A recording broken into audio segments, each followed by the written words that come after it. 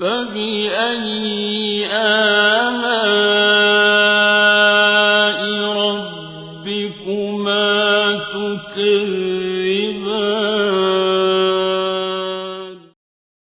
السلام علیکم ورحمۃ اللہ وبرکاتہ۔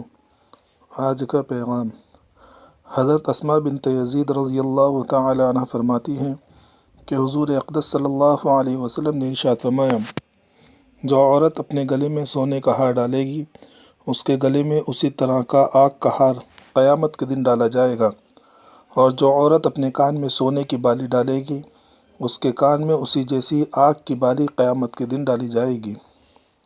فائدہ: اس حدیث شریف سے عورتوں کے لیے سونے کا پہننا ناجائز اور حرام معلوم ہوتا ہے۔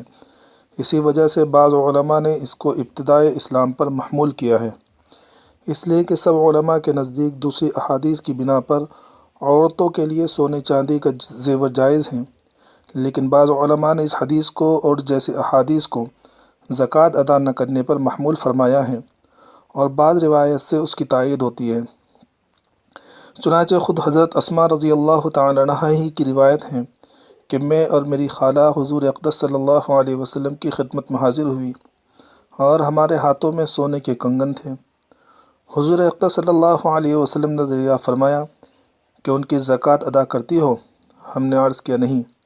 حضور اقدس صلی اللہ علیہ وسلم نے فرمایا، تم اس سے نہیں ڈرتی کہ اللہ جل شانہ تمہیں آگ کے کنگن پہنائے؟ ان کی زکوٰۃ ادا کیا کرو۔